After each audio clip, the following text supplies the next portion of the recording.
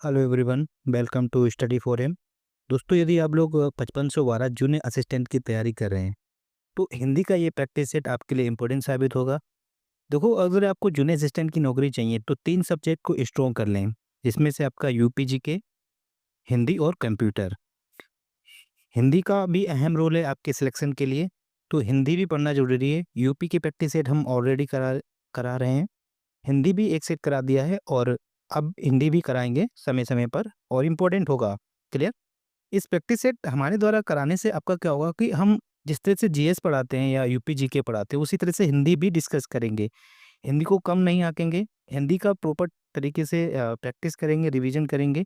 तो इसलिए ये सेट आपके लिए इम्पोर्टेंट साबित होगा। तो चलिए स्टार्ट करते हैं। पहला प्रश्न क्या कह रहा है कि प्राकृत, संस्कृत, अपभ्रंश, पाली, इन भाषाओं में प्राचीनतम भाषा कौन सी है? यहाँ पर पूछा जा रहा है, ये 4 भाषाएँ दे दी गई हैं, इन 4 भाषाओं में सबसे प्राचीन भाषा कौन-सी है? यहाँ पर ये पूछा है।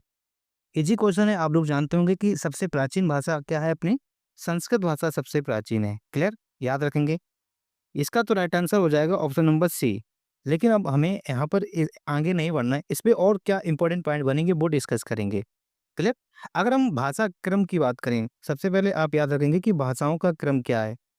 क्लियर? कुछ भी पूछा जा सकता है। भाषा क्रम को याद रखेंगे, सबसे पहली आपकी भाषा है वैदिक भाषा, मतलब वैदिक संस्कृत। सबसे प्राचीन भाषा है आपकी इस वैदिक संस्कृत। वैदिक संस्कृत के बाद आई आपकी लौकिक संस्कृत। लौकिक संस्कृत। क्लियर? लौकिक संस्कृत के बाद की भाषा, या यूं कहें ये तो संस्कृत है ना, संस्कृत। तो इसके बाद की भाषा आपकी पाली भाषा है। क्लियर? पाली भाषा। पाली के बाद आपकी आई प्राकृत भाषा। प्राकृत के बाद की जो भाषा आई उसे कहते हैं हम लोग अपभ्रंश भाषा। अपभ्रंश। अपभ्रंश की जो भाषा आई, अपभ्रंश के बाद अबहट्ट भाषा। अबहट्ट। और फिर आखिरी में अपनी भाषा आई हिंदी। क्लियर? तो ये सीक्वेंस याद रखेंगे। तो इसलिए पूछा जाता है, ये भी पूछा जाता है कि हिंदी की आदि जननी क्या है? अगर आपसे हिंदी की आदि जननी बोले जाए तो हिंदी की आदि जननी संस्कृत है। इस बात को याद रखेंगे, ये कॉन्सेप्ट याद रखेंगे। इसके अलावा जस्ट पूछा जाता है कि हिंदी की जस्ट पहले की भाषा कौन सी है? हिंदी की पहले की भाषा अबहट्ट है और यही सीक्वेंस रहता है। क्लियर? पाली भाषा की अगर हम बात करें, पाली आपकी बौद्ध धर्म की भाषा है। क्लियर? बौद्ध धर्म की भाषा कौन सी है? पाली। प्राकृत भाषा की बात करें तो प्राकृत भाषा जैन धर्म की भाषा है। इस बात को याद रखेंगे। संस्कृत को देवों की भाषा भी कहा जाता है। क्लियर? तो देवों की भाषा कौन सी है? देवों की भाषा संस्कृत आपकी देव भाषा है, इस बात को भी याद रखेंगे।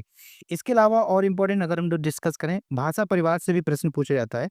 अगर आपसे पूछा जाए भारत में कुल कितने भाषा के परिवार हैं? क्लियर? अगर हम भारत में कहें तो भारत में भाषा के 4 परिवार हैं। कितने परिवार हैं? 4 परिवार। आजकल ये डिजिट है ना, ये इम्पोर्टेंट है। जितना एग्जाम्पल देकर अब नहीं पूछा जाए, अब अंदर का वो टाइप्स पूछते हैं एग्जाम में, कई पैटर्न्स वगैरह आप लोगों ने देखा होगा, तो ये याद रखना जरूरी है। तो भारत में कितने परिवार हैं? भारत में 4 भाषा परिवार हैं। वो 4 भाषा परिवार कौन कौन से, और यहाँ से भी एग्जाम में प्रश्न पूछा जाता है। क्लियर? यही कॉन्सेप्ट डेवलप करते हुए चलेंगे। सबसे पहले आप याद रखेंगे, इसके अंतर्गत आपका आता है बहुरूपीय परिवार। क्लियर? बहुरूपीय। फिर इसके बाद आपका एक है द्रविड़ परिवार और एक आपका है ऑस्ट्रिक परिवार। ऑस्ट्रिक परिवार। और चौथा है आपका चीनी तिब्बती परिवार। क्लियर? भारत में इन 4 बहुरूपीय परिवार की भाषाएं बोली जाती हैं, मतलब 4 भाषा परिवार बोले जाते हैं। बहुरूपीय परिवार की अगर हम बात करें तो भारत में ये पूछा जाता है कि सबसे अधिक किस भाषा परिवार की भाषा बोली जाती है? तो भारत में सबसे अधिक बहुरूपीय भाषा परिवार की भाषा बोली जाती है, जिसका परसेंट की अगर हम बात करें तो 73% भारत में बहुरूपीय परिवार की भाषा बोली जाती है। दूसरे नंबर की भाषा आपकी है द्रविड़, जिसकी अगर हम परसेंटेज की बात करें तो 25% लगभग द्रविड़ परिवार की भाषा बोली जाती है। तीसरे परसेंट की ऑस्ट्रिक है, जिसका परसेंटेज की अगर बात करें तो 1.3%, और बाकी 0.7% चीनी तिब्बती भाषा बोली जाती है। तो क्लियर? ये सीक्वेंस याद रखेंगे। बहुरूपीय परिवार की अगर हम बात करें तो इसके अंतर्गत आता है आपकी हिंदी। तो हिंदी किस प्रकार की भाषा है? हिंदी बहुरूपीय परिवार की भाषा है, इस बात को याद रखेंगे। द्रविड़ परिवार के अंतर्गत आपका तमिल आता है। तमिल किस प्रकार की भाषा है? द्रविड़ परिवार की है। मलयालम आता है। मलयालम। मलयालम आपकी द्रविड़ परिवार की भाषा, ये पूछा जाता है। इसके अलावा कन्नड़ और आपकी तेलुगु, क्लियर, तेलुगु। इस दक्षिण भारत की भाषाएं, ये सभी द्रविड़ परिवार की भाषाएं, इस बात को याद रखेंगे। अगर हम तमिल की बात करें तो तमिल आपकी तमिलनाडु की राजकीय भाषा है। मलयालम आपकी केरल और केरल के साथ साथ लक्षद्वीप, क्लियर, लक्षद्वीप की भाषा है। कन्नड़ आपकी कर्नाटक की और तेलुगु आपकी आंध्र प्रदेश और तेलंगाना की राजकीय भाषा है। इस बात को भी याद रखेंगे। उम्मीद करता हूँ ये पॉइंट समझ में आएंगे। अगर आपसे पूछा जाए हिंदी किस भाषा परिवार का शब्द है, वो सॉरी हिंदी किस भाषा का परिवार है, देखो हिंदी तो कहने के लिए हिंदी हिंदी है, लेकिन हिंदी आपकी फारसी भाषा का शब्द है, क्लियर, फारसी भाषा का शब्द है। ये याद रखेंगे, इंपॉर्टेंट है। हिंदी किस भाषा का शब्द है, फारसी भाषा का शब्द है, क्लियर। इतने कॉन्सेप्ट क्लियर हुए होंगे और ये याद कर लेना, डाई हार्ट लर्न होने चाहिए। इतनी चीजें जितनी हम लोग डिस्कस कर रहे हैं ना, एटलीस्ट इतना तो याद होना चाहिए, फिर धीरे धीरे लेवल टफ करते चलेंगे। तो बढ़ते हैं नेक्स्ट प्रश्न की तरफ। अगला प्रश्न क्या कह रहा है, भारतीय संविधान के अनुसार हिंदी के साथ साथ अंग्रेजी का प्रयोग कितने वर्षों तक करने का सुझाव दिया गया था की बात हो रही है। दरअसल जब भारतीय संविधान बना तो वहां पर कुछ प्रावधान किए गए थे कि हिंदी के साथ हम लोग अंग्रेजी भी इस्तेमाल करेंगे, कितने वर्षों के लिए करेंगे और ये किस आर्टिकल में इसका वर्णन किया गया, इसको हम लोग जरा डिस्कस करते हैं। तो हिंदी का वर्षों की बात करें तो 15 वर्षों तक का प्रावधान किया गया था। जब संविधान बना था तो कहा गया था कि हिंदी के साथ साथ अंग्रेजी का हम लोग 15 वर्ष तक प्रयोग करेंगे और ये प्रयोग होना था, कुल मिलाकर ये 1965 वर्ष तक होना था, ठीक, 1965 तक होना था। तो इसका राइट आंसर हो जाएगा option number B is a right answer, clear. अगर हम लोग अब हिंदी की बात करें, हिंदी, क्लियर, हिंदी की अगर हम लोग बात करें तो हिंदी आपकी क्या है, हिंदी क्या आपकी राष्ट्रभाषा है या राजभाषा है, तो हिंदी भारत की राजभाषा है, ना कि राष्ट्रभाषा है, clear. Hindi is a official language, याद रखेंगे, हिंदी भारत की ऑफिशियल लैंग्वेज है, इस बात को याद रखेंगे। हिंदी का वर्णन अनुच्छेद किस अनुच्छेद में दिया गया है, तो संविधान के अनुच्छेद 343 के फर्स्ट में हिंदी का वर्णन दिया गया और कहा गया है कि राजभाषा संघ की राजभाषा हिंदी होगी, हिंदी होगी और इसकी लिपि होगी, लिपि क्या होगी, हिंदी की लिपि क्या है, देवनागरी है। इस बात को याद रखेंगे। ये किस आर्टिकल में दिया गया है, आर्टिकल 343 फर्स्ट, क्लियर। इसके अलावा ये जो बात कही गई, इसके अलावा अनुच्छेद 343 दो में 343 दो में ये कहा गया था कि हिंदी के साथ साथ, क्लियर, हिंदी के साथ अंग्रेजी का प्रयोग कितने वर्षों तक, 15 वर्षों तक, हाँ 15 वर्षों तक करेंगे। ये किस आर्टिकल में कहा गया था, आर्टिकल 343 दो में ये बात कही गई थी, क्लियर। बट लेकिन 15 वर्ष तो हो चुके हैं, तो हम लोग तो अंग्रेजी अभी भी इस्तेमाल करते हैं, तो ये प्रावधान कब क्या आया, बट ये याद रखेंगे क्या कि एक अनुच्छेद में अधिनियम आया था, उस अधिनियम का नाम था राजभाषा अधिनियम, क्लियर। राजभाषा अधिनियम 1963 के अनुसार क्या हुआ, अंग्रेजी का प्रयोग और आगे तक जारी कर दिया गया, क्लियर। अंग्रेजी का प्रयोग बढ़ा दिया गया, क्लियर। तो ये प्रावधान अब 15 वर्षों तक नहीं, अब अंग्रेजी का इस्तेमाल हम लोग कर रहे हैं अभी भी। जब कोई नियम आएगा तो इसको संसद चाहेगी तो इसको हटा सकती है, लेकिन फिलहाल अब हम लोग अभी भी इस्तेमाल कर रहे हैं। तो किस प्रावधान के तहत, किस अधिनियम के तहत बढ़ा दिया गया, राजभाषा अधिनियम 1963, ये बात यहाँ पर याद करने वाली है, क्लियर। बाकी आप जानते हैं कि राष्ट्रीय हिंदी दिवस कब मनाया जाता है, राष्ट्रीय हिंदी दिवस कब मनाया जाता है, राष्ट्रीय हिंदी दिवस भी पूछा जाता है, तो 14 सितंबर राष्ट्रीय हिंदी दिवस मनाया जाता है।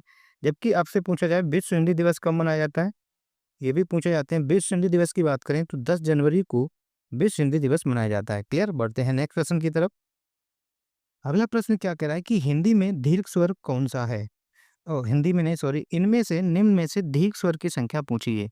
आप अगर हम लोग स्वरों के बारे में डिस्कस करें, क्लियर, हम लोग डिस्कस करें स्वर, स्वरों की अगर संख्या पूछी जाए, ध्यान देना, अगर स्वरों की संख्या पूछी जाए तो आप बताएंगे 11, लेकिन अगर स्वरों के भेद पूछे जाए, स्वरों के कितने भेद हैं, तो स्वर के 3 भेद हैं, क्लियर।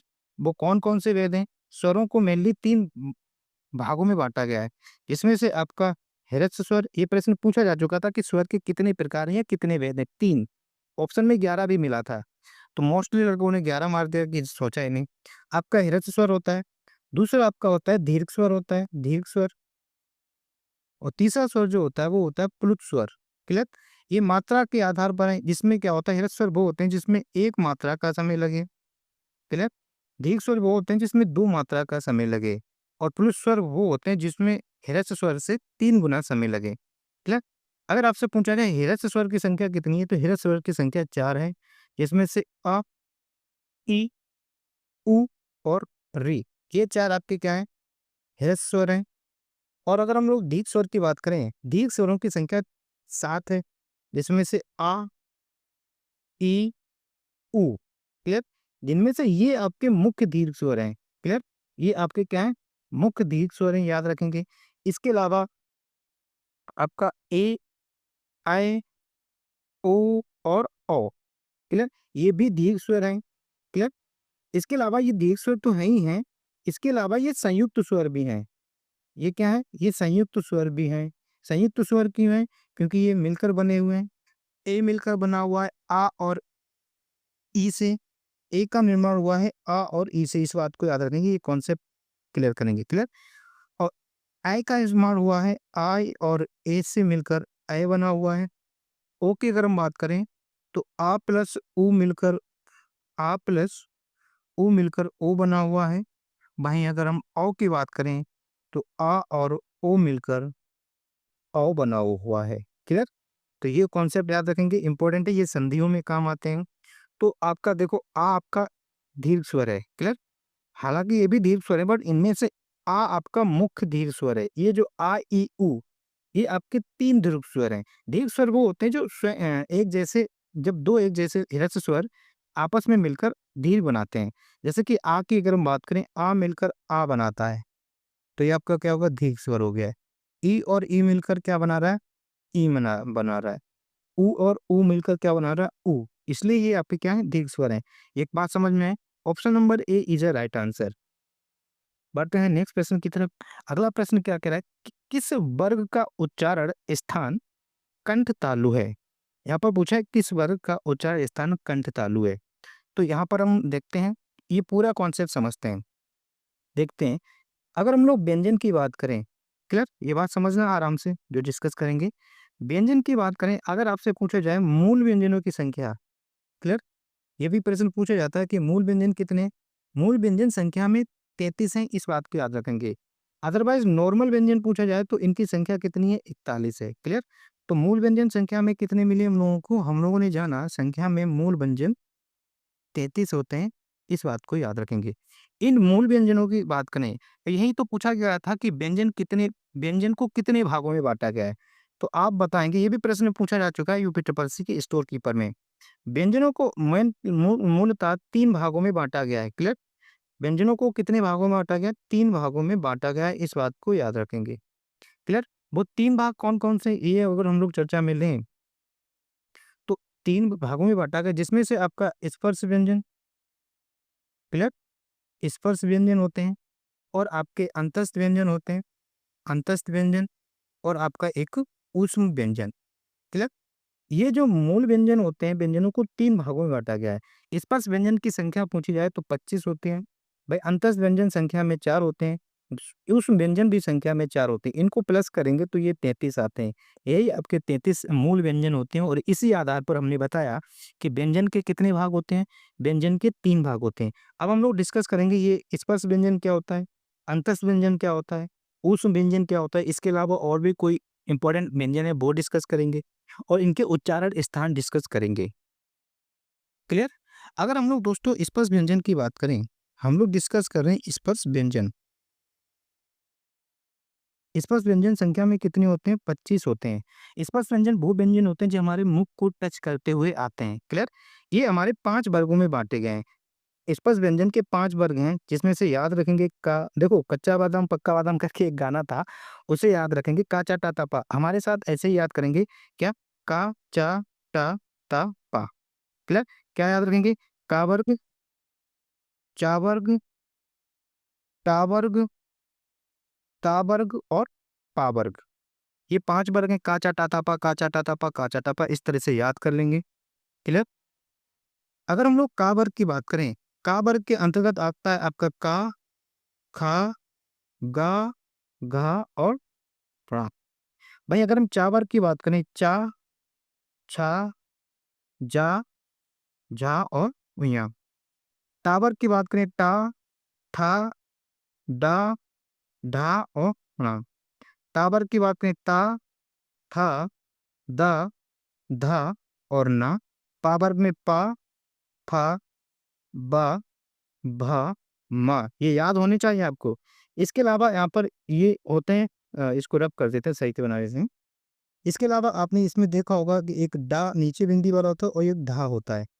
क्लियर? ये हम लोग जानेंगे कि ये क्या होते हैं। इसके अलावा यहाँ पर आपने देखा होगा, यहाँ पर भी इसके ये नुक्ता बिंदी वाले जा और फा, इनको क्या बोलते हैं, ये भी हम लोग डिस्कस करेंगे। क्लियर? अब देखो दोस्तों, क्या है कि हमारे कंठ, कंठ जो कंठ से शब्द बोले जाते हैं उन्हें बोलते हैं, कंठ से बोलने वाले को कंठ व्यंजन कहते हैं। क्योंकि का को अगर आप बोलेंगे क ख ग घ घ, आपका कंठ हिलेगा, इस्तेमाल होगा। कंठ निकाल दिया जाएगा तो ये आपका ख ग घ नहीं बोल पाएंगे। कंठ के जस्ट ऊपर का, हमारे मुख का ऊपर का अंदर वाला जो भाग होता है उसे बोलते हैं हम लोग तालु। तो इसलिए ये व्यंजन कौन से कहलाते हैं? तालब्य कहलाते हैं। चा, छा, जा, जा, झा, हुआ, ये क्या है? आपके तालब्य होते हैं। फिर इसके बाद आपका आता है मूर्धा। तो मूर्धा से बोलने वाले व्यंजन को क्या कहते हैं? मूर्धन्य। दांतों के जस्ट अंदर का ऊपर का पार्ट, वो आपका क्या होता है? टा, ठा, डा, डा आप बोलेंगे तो आपकी जीभ जिस पार्ट में टच कर रही है उसे मूर्धा बोलते हैं।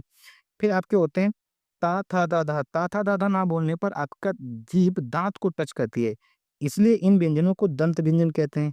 और आपका पा, फा, बा, मा बोलने से आपके होंठों का इस्तेमाल होता है, होंठ टच होते हैं। अगर आप अपने होंठों को हाथों से पकड़ कर दूर रखें तो आप पा, फा, बा नहीं बोल पाएंगे। जैसे अगर हम ट्राई करें, बोल ही नहीं पाओगे पा, फा, बा, इनको एक्सपीरियंस करो, फील करो इन शब्दों को। हिंदी भी मजेदार सब्जेक्ट है। तो ये आपका क्या हो जाएगा?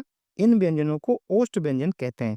तो आप समझ में आ गया कि ये क्या थे, कौन से वर्ग के क्या कहाँ से बोले जाते हैं।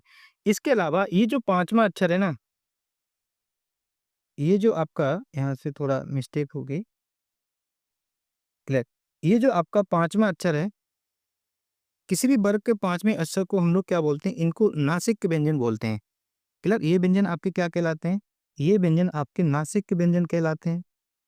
क्लियर? नासिक व्यंजन कहलाते हैं, याद रखेंगे। या इसको पंचमाक्षर। ये जो व्यंजन होते हैं दो, इनको उत्क्षिप्त व्यंजन कहते हैं। जिनके नीचे बिंदी है इनको उत्क्षिप्त व्यंजन कहते हैं।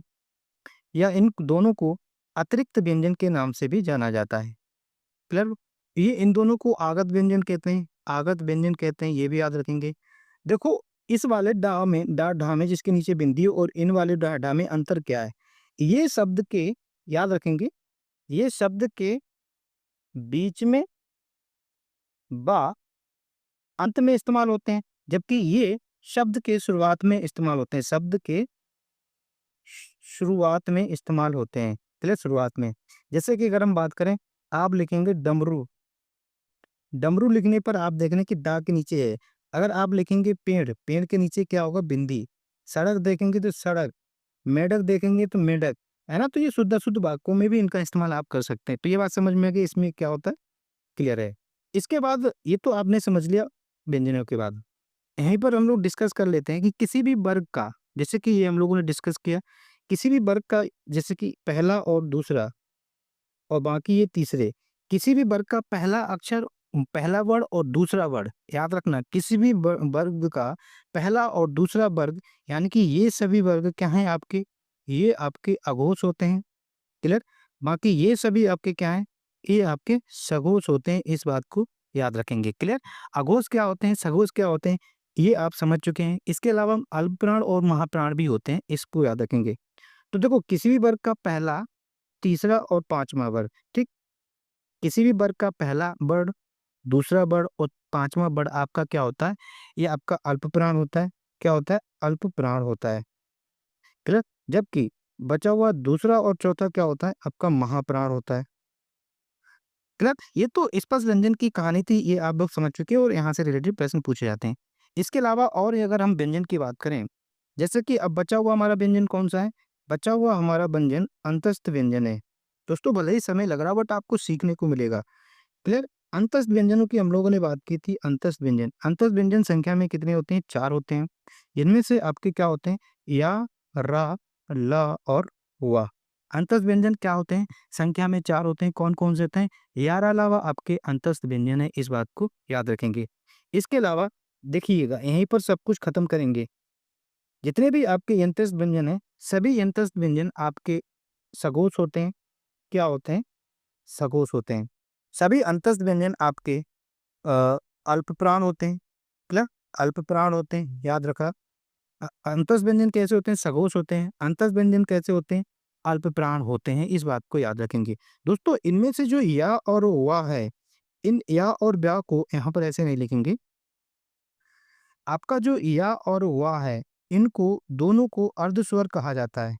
क्लियर? ये भी समझ में है कि अर्धस्वर क्या है? या और वा है। क्यों? क्योंकि या अगर आप बोलेंगे, या का उच्चारण करेंगे तो आपके मुंह से निकलता है ना ई और आ। ई और आ बोलेंगे एक साथ तो या हो गया ना।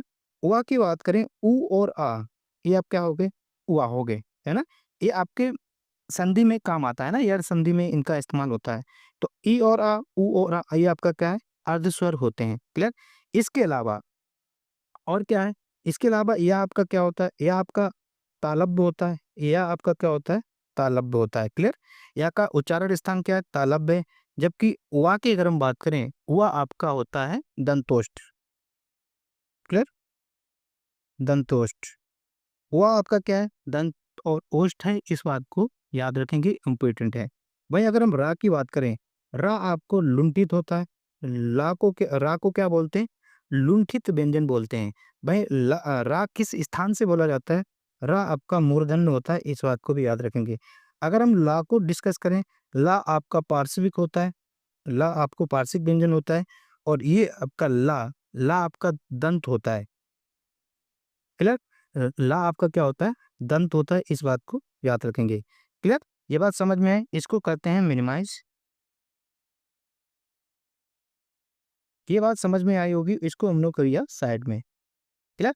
इसके बाद हम लोग डिस्कस करें, क्या बचा हुआ है आपका? ऊष्म व्यंजन।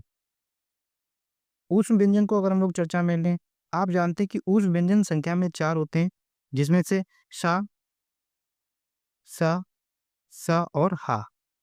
क्लियर? सीक्वेंस कुछ भी हो, ये आपके ऊष्म व्यंजन जो हमने,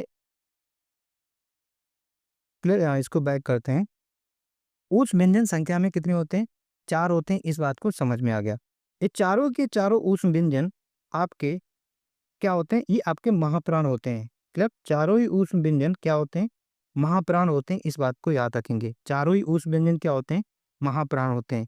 इनमें से ये जो रेड कलर से हम लोगों ने किया है, ये तीनों ही आपके अघोष होते हैं। क्लियर? क्या होते हैं? अघोष होते हैं, इस बात को याद रखेंगे।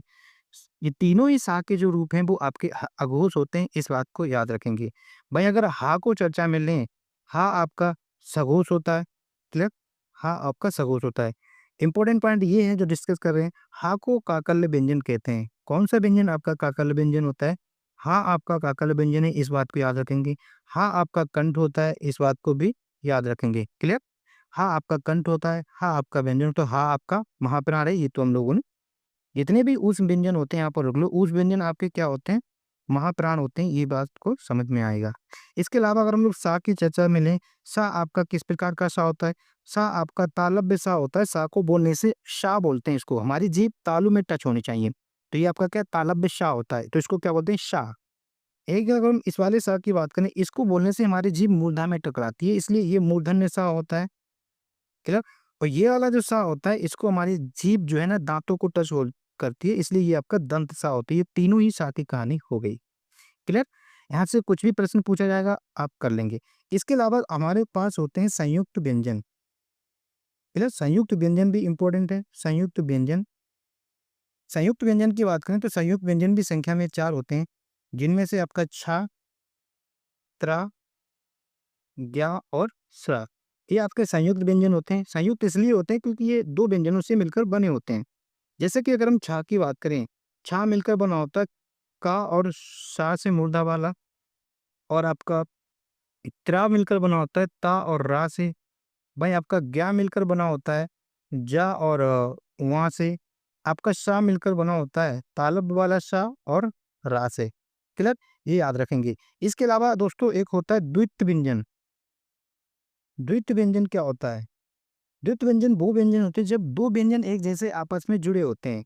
जैसे कि चाचा, है ना? लिख लें बच्चा, गुड्डू में गुड्डू। जब दो व्यंजन एक जैसे जुड़े हों, है ना? तो आपके क्या होते हैं, वो आपके द्वित्व व्यंजन होते हैं, ये याद रखेंगे। इसके अलावा एक होता है संयुक्त अक्षर। क्या होते हैं? जब डिफरेंट टाइप ऑफ व्यंजन एक दूसरे से जुड़े हों तो उन्हें संयुक्त अक्षर कहते हैं। ये बात समझ में आई? इसके अलावा हमारे जो दोस्तों व्यंजन की बात ये समझ में आई, इसको भी हम लोग करते हैं मिनिमाइज। अब क्या है कि हमारे जो स्वर है ना, स्वर भी हमारे मुख को कहीं से टच होकर निकलते हैं, उनके लिए भी उच्चारण स्थान है। अब हम लोग स्वरों को भी डिस्कस कर लेते हैं। ये व्यंजन तो डिस्कस हो गया है। क्लियर? अगर हम लोग स्वर को देखें, क्लियर, तो स्वर भी आपके कंठ से बोले जाते हैं। कौन से स्वर कंठ से बोले जाते हैं, ये हमें याद रखना होगा। अ और आ, आप बोलेंगे आ, तो आपका कंठ का इस्तेमाल होता है, इसलिए आपके ये कंठ व्यंजन होते हैं। कौन से व्यंजन तालब्य होते हैं? तालब्य। क्लियर? तालब्य लिख लेंगे, तालब्य।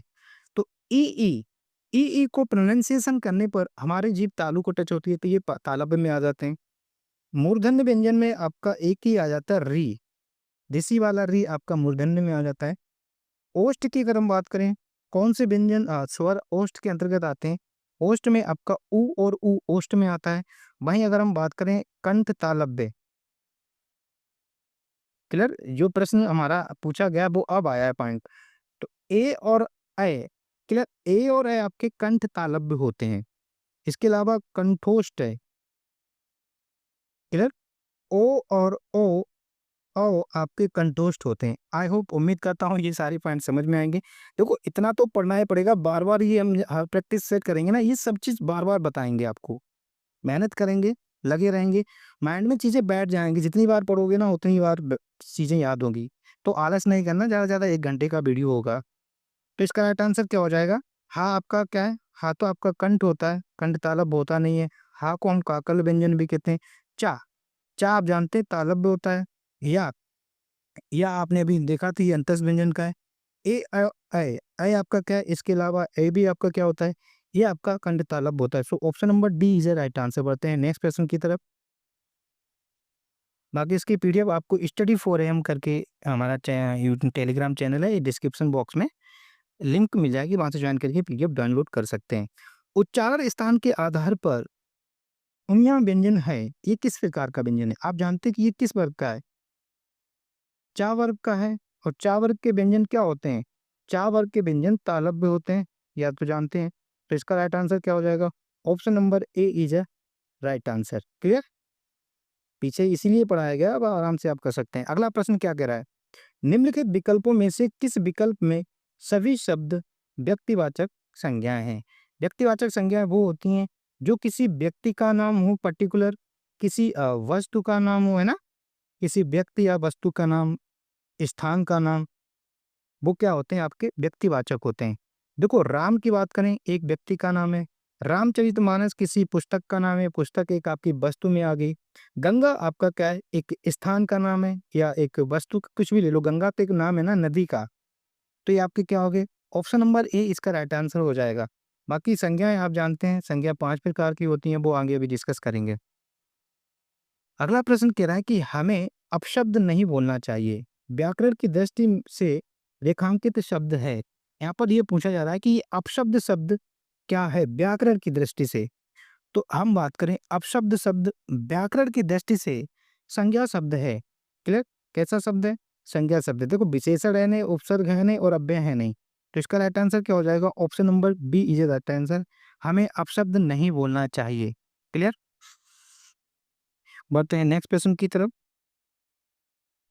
अगला प्रश्न क्या कह रहा है कि मनगढ़ंत, शिष्टता और घबराहट, इन शब्दों के लिंग बताइए। यहाँ पर क्या पूछा है? शब्दों के लिंग पूछा है। तो अगर हम लिंगों की बात करें तो हिंदी में कितने लिंग हैं? हिंदी में 2 लिंग होते हैं। कौन कौन से? एक आपका स्त्रीलिंग और दूसरा आपका पुल्लिंग होता है। क्लियर? हिंदी में कितने लिंग होते हैं? हिंदी में 2 लिंग होते हैं, ये याद रखेंगे। हिंदी किस भाषा का शब्द है? अगर ये सॉरी लिंग किस भाषा का शब्द है तो आप कहेंगे कि लिंग संस्कृत भाषा का शब्द है और लिंग का मतलब होता है चिन्ह होता है। क्लियर? लिंग क्या करता है कि किसी भी शब्द की जाति को बताता है। लिंग क्या करता है?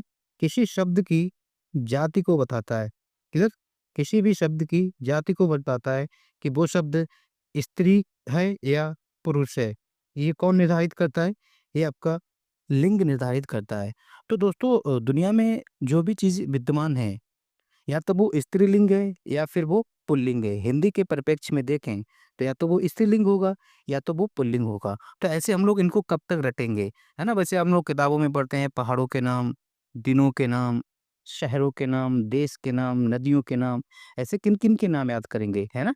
तो इन लिंग को निर्धारण हम लोग बोलकर आराम से कर सकते हैं। क्रिया से हम लोग आराम से बता सकते हैं, क्रिया किस प्रकार की इस्तेमाल हो रही है। अगर क्रिया स्त्रीलिंग हो रही तो वो शब्द स्त्रीलिंग होगा। क्रिया पुल्लिंग हो रही तो वो पुल्लिंग होगा। जैसे अगर हम बात करें दिनों की, अगर हम बात करें तो दिन की, अगर हम एक सेंटेंस अगर बोलें, कल सोमवार थी, अच्छा लग रहा है? नहीं लग रहा है। कल सोमवार था, यानी कि दिन क्या होते हैं? पुल्लिंग होते हैं। ऐसे ही आप कोई भी नाम बोल रहे हैं, जैसे कि दही खट्टा होता है या दही खट्टी होती है। हम लोग बोलते हैं दही खट्टा होता है, तो दही आपका क्या है? पुल्लिंग है। ऐसे ही हम बोलकर निर्धारित कर सकते हैं, हमें रटने की भी ज़्यादा ज़रूरत नहीं है, ठीक है? तो ये हमारा एक्सपीरियंस फ़ील करके हम शब्दों को ले सकते हैं। जैसे कि हम बात करें तौलिया, तौलिया गंदी होता है या तौलिया गंदा होता है? तौलिया गंदा होता है, यानी कि तौलिया आपका पुल्लिंग शब्द हो गया, ठीक है? ऐसे ही अगर हम यहाँ पर लें मनगढ़ंत, मनगढ़ंत बातें, ठीक है? अच्छी होती है, अच्छा होता है। मनगढ़ंत बातें अच्छी होती हैं, ठीक है? तो मनगढ़ंत कहानी अच्छी होती है, तो इसी स्त्रीलिंग फ़ील करा रहा है। तो ये आपका क्या हो गया? स्त्रीलिंग होगा। शिष्टता की अगर हम बात करें, शिष्टता अच्छा होता है या अच्छी होती है? खुद आप बोलकर देखें, शिष्टता अच्छा है, नहीं, शिष्टता लोगों के लिए अच्छी होती है। तो क्या है? ये भी आपका स्त्रीलिंग है। अब आप घबराहट को बोलिए, घबराहट होता है या घबराहट होती है? आप खुद बोलेंगे तो बोलेंगे घबराहट होता है। आपको खुद फ़ील होगा कि नहीं, ये कुछ गलत मैं बोल रहा हूँ, अच्छा नहीं लग रहा है। घबराहट होती है ना? तो इसका राइट आंसर क्या होगा? ऑप्शन इसका भी स्त्रीलिंग हो जाएगा। यानी कि ये तीनों ही स्त्रीलिंग है, इसका राइट आंसर हो जाएगा option number A is a right answer. Clear? इस तरह से बोलकर लिंगों का निर्धारण करेंगे। बाकी याद करने के लिए तो बहुत कुछ है। अगला शब्द प्रश्न क्या कह रहा है कि भारतीय शब्द का बहुवचन है। ये बहुवचन भी पूछे जाते हैं, तो ये हम लोग यहाँ पर देखते हैं भारतीय शब्द। अगर हम लोग यहाँ पर भारतीय शब्द की बात करें, भारतीय, वैसे तो भारतीय अपने आप में बहुवचन है। क्लियर? अपने आप में ये कैसा होता है? ये बहुवचन होता है। अब भारतीय बोलने से हम सब भारतीय आ जा रहे हैं ना, भारतीय। लेकिन यदि इस भारतीय का शब्द अगर हम लोग किसी विभक्ति के साथ करते हैं या कारक चिन्ह के साथ करते हैं, विभक्ति के साथ होने पर इसका बहुवचन भारतीयों हो जाता है। क्लियर? क्या हो जाता है? भारतीयों इसका राइट आंसर हो जाता है। तो भारतीय का बहुवचन अगर हम बनाते हैं तो क्या बनाते हैं? भारतीयों। इसलिए इसका राइट आंसर हो जाएगा option number B is a right answer. अगर हम उदाहरण की बात करें, उदाहरण भी देख सकते हैं। जैसे कि हमने बोला भारतीयों ने दिल जीत लिया या भारतीय ने दिल जीत लिया। तो हम लोग बोलते हैं भारतीयों ने दिल जीत लिया। भारतीयों ने दिल जीत लिया। क्लियर? यहाँ पर देखो विभक्ति क्या इस्तेमाल हो रही है? ने। ने के साथ हम लोगों ने क्या लगा लिया? देखो अपने यहाँ भी आ गया, भारतीयों ने दिल जीत लिया। आप ये नहीं लिखेंगे भारतीय ने दिल जीत लिया।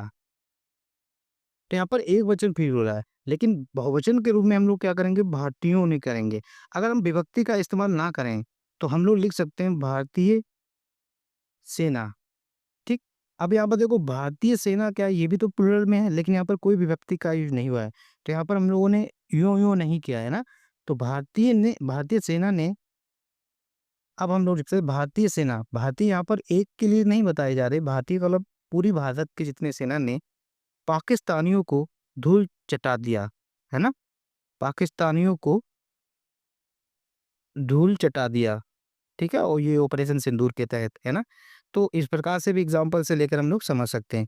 तो भारतीयों का अगर आप बहुवचन करेंगे तो क्या करेंगे? भारतीय का बहुवचन भारतीयों करेंगे। क्लियर? हाँ, इसके अलावा हम क्या करेंगे? कुछ नियम पढ़ते हैं, है ना? बहुवचन बनाने के नियम इम्पोर्टेंट है। ये पूछे जाते हैं बहुवचन बनाने के नियम। तो बहुवचन बनाने के हम लोग नियम देखेंगे। तो बहुवचन बनाने के नियम के तहत पहला अगर हम लोग नियम देखें, यदि कोई शब्द है और उस शब्द के अंत में आ है, आ या तो ऐसा हो सकता है या ये आपका खड़ी पाई आ हो सकता है। तो अब इसका अगर हम बहुवचन बनाएँ तो आ का क्या हो जाता है, आ आपका कन्वर्ट हो जाता है ए में हो जाता है। उदाहरण की अगर हम लोग बात करें, जैसे कि हमने लिखा घोड़ा, क्लियर? और ये शब्द कैसा है? ये शब्द पुल्लिंग होना चाहिए, ठीक? कोई शब्द ऐसा है पुल्लिंग है उसके अंत में आ रहा है, तो उसका बहुवचन बनाएँगे तो ए हो जाता है। और हमेशा एक चीज़ याद रखना, बहुवचन किन शब्दों के बनते हैं या किन संज्ञाओं के बनते हैं? तो बहुवचन मोस्टली जातिवाचक संज्ञाओं के बनते हैं, क्लियर? ये भी याद रखना इम्पोर्टेंट है। जातिवाचक संज्ञाओं के हम लोग बहुवचन बना सकते हैं, ठीक? बहुवचन द्रव्यवाचक का बनाएँगे नहीं, बनता ही नहीं है। भाववाचक का संज्ञा भाववाचक संज्ञा का बहुवचन बनाना भी अपने आप में खेद है, बनता ही नहीं है। ना ही व्यक्तिवाचक का बहुवचन बनाते हैं, तो जातिवाचक का बनाते हैं। तो घोड़ा, घोड़ा आपका क्या है? एक जातिवाचक है और ये आपका पुरुष शब्द है, तो इसका ये हो जाएगा घोड़े।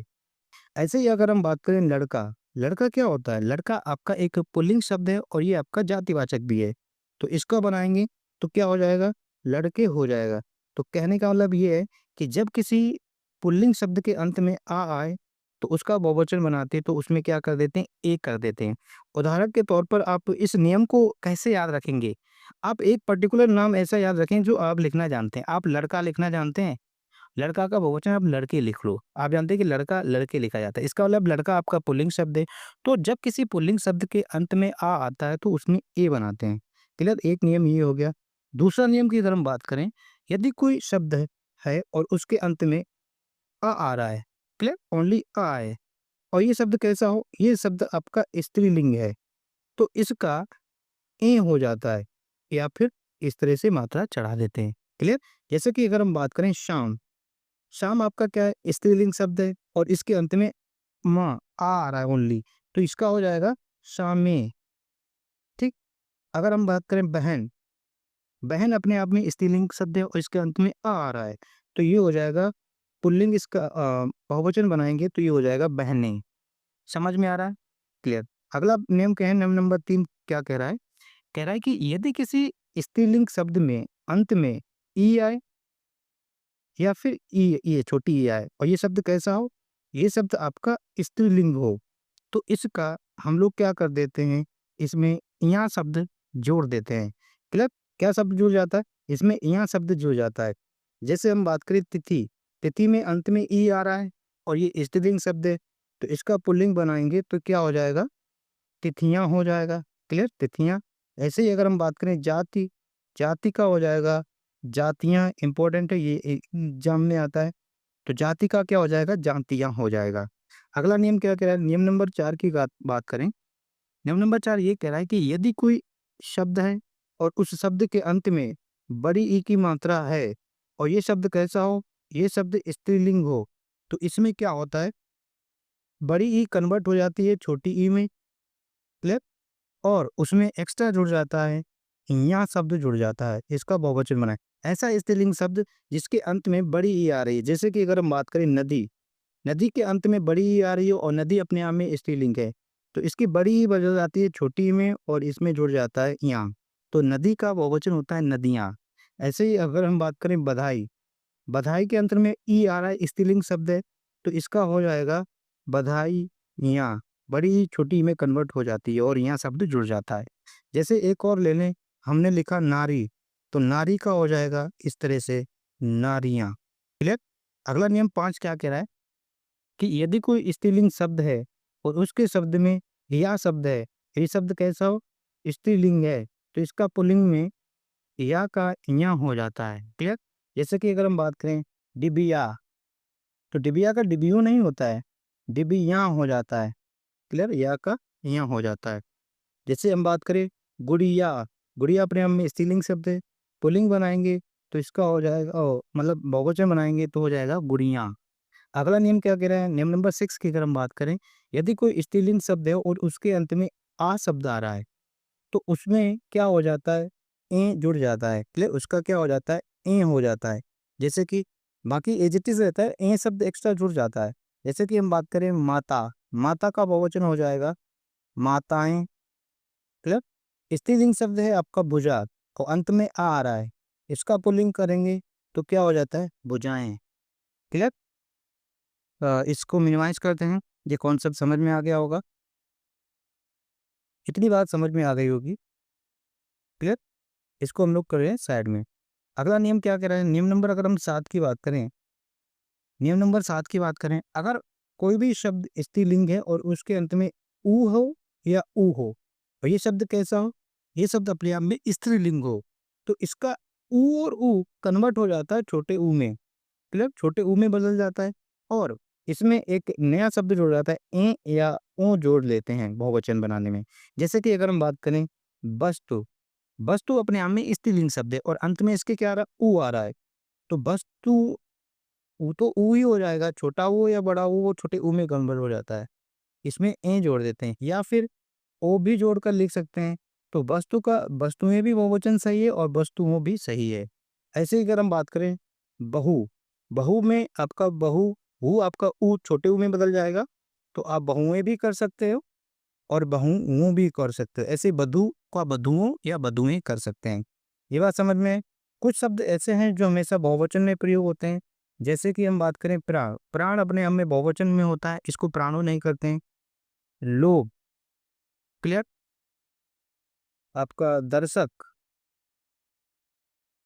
दर्शन, अनेक, आंसू, है ना, आशीर्वाद, आशीर्वाद, इसके अलावा समाचार, बाल या केस भी ले सकते हैं, बाल और केस एक ही बात है ना, हस्ताक्षर, ये आदि शब्द क्या हैं, ये अपने आप में पुल्लिंग होते हैं, इनमें इनका बहुवचन नहीं बनाया जाता। मतलब ये अपने आप में प्लुरल होते हैं, बहुवचन होते हैं, इनका बहुवचन नहीं बनाया जाता, ये ऐसे ही बहुवचन के रूप में प्रयोग होते हैं, याद रखेंगे। बढ़ते हैं नेक्स्ट प्रश्न की तरफ। अगला प्रश्न क्या कह रहा है कि उत्तम पुरुष सर्वनाम के किस भेद का एक उदाहरण है। अगर हम लोग सर्वनाम की बात करें, सर्वनाम, सर्वनाम के कितने भेद होते हैं ये याद होने चाहिए। सर्वनाम के 6 भेद होते हैं, याद रखेंगे। क्लियर। सर्वनाम के कितने भेद होते हैं, सर्वनाम के 6 भेद होते हैं। वो कौन कौन से 6 भेद होते हैं, इस पर अगर हम लोग चर्चा करें, तो पहला आपका होता है पुरुषवाचक। क्लियर, पुरुषवाचक सर्वनाम। दूसरा होता है आपका निश्चयवाचक सर्वनाम, निश्चयवाचक सर्वनाम, निश्चयवाचक सर्वनाम। तीसरा होता है आपका अनिश्चयवाचक सर्वनाम, अनिश्चयवाचक सर्वनाम। चौथा होता है आपका प्रश्नवाचक सर्वनाम, प्रश्नवाचक सर्वनाम। पांचवा होता है आपका संबंधवाचक सर्वनाम, संबंधवाचक सर्वनाम। और छठा होता है आपका निजवाचक सर्वनाम। ये याद होने चाहिए, तो उसके फैक्ट जो है ना, वो फैक्ट तो एटलीस्ट याद होने चाहिए। पुरुषवाचक सर्वनाम की बात करें, ये पुनः 3 प्रकार का होता है, 3 भागों में होता है। इसमें आपका होता है उत्तम पुरुष,